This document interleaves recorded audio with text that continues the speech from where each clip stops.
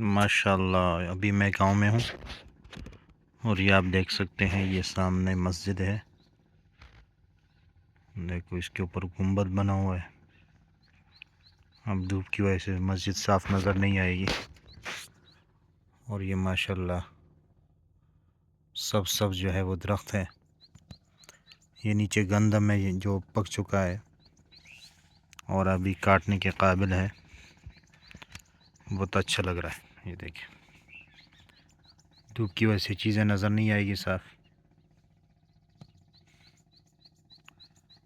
यहाँ पर ये दरख्तों की हवा, इनका अलग मज़ा है।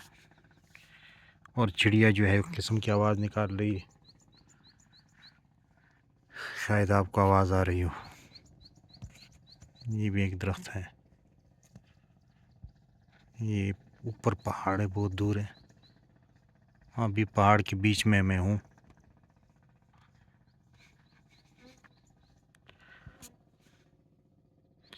ये सामने घर है और इस तरफ मस्जिद है।